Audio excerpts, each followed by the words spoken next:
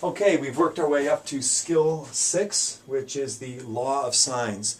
This is a case where it's not a right triangle now, it can be any triangle, in which we know two angles and a side, or two sides and an angle, but they have to be the right combinations of the two sides and the one angle. In this case, I'm going to start out with one that's definitely a law of sines case, and that's where we know any two angles and any one side. If you know two angles of a triangle, you can always subtract from 180 and find the third. So really we're talking about knowing all three angles and just one side. We derive the law of sines by dropping a vertical right here and then working out this right triangle and that right triangle and sort of setting them equal to each other. It's a good little thing to know, but just to keep this short, I'm not going to go into it now. But the law of sines is simply one that says that the sine of, for instance, angle C over its opposite side C is going to be equal to the sine of angle A always over its opposite side A. And then you can guess it, the sine of, B over its opposite side B. That's the law of sines. Of course, you see that in any equality like this with fractions, you can take and turn the entire thing upside down and it still is equal. So we're going to use that simple mathematical fact to our advantage when we're going to solve for the missing sides B and A in this case, since we know C. Well, this is a good rough draft, but it's worth drawing a little bit more accurate sketch, especially when this is an obtuse angle. So just by way of a little sketch, I'm going to start off with an angle that's approximately 112 degrees right there, 112.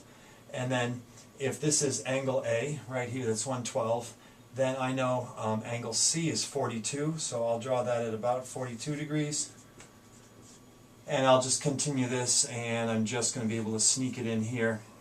And if I do the math, add those up and subtract from 180, I'll get 26 degrees. Okay?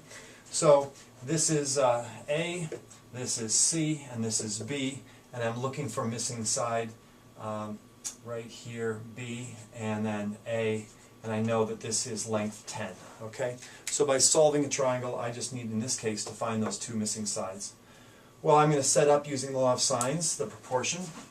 I like solving for the sides that are opposite the smallest angles first. You tend to make fewer mistakes there, especially if you're a beginner. So I'm going to say B, my unknown, over the sine of 26 degrees, which I will find in my calculator.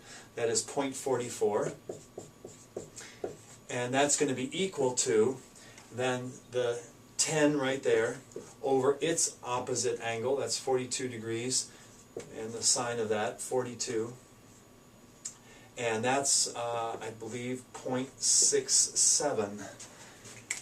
And so if this is, all three of these are known, all I need to do is cross multiply and solve, or in this case just multiply both sides by 44. And I will get as an answer about 6.57.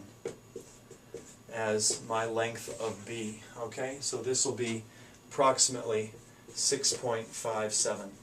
I do the same thing to solve the remaining side A, so I can keep my two known numbers there, and I'll just replace this then with A over the sine of 112 degrees.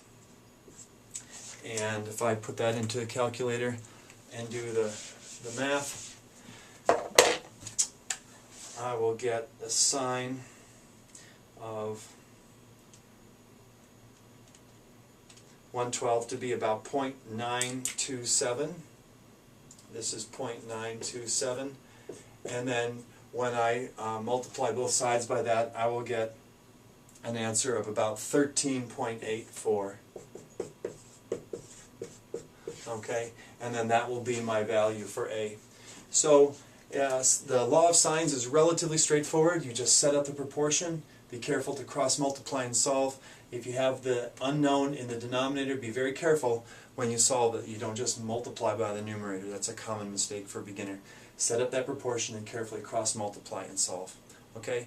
You'll see that when we get to the law of cosines in a moment, that we'll be sometimes solving for missing angles. So you'll see me use the law of sines in the next video for skill 7. Thanks.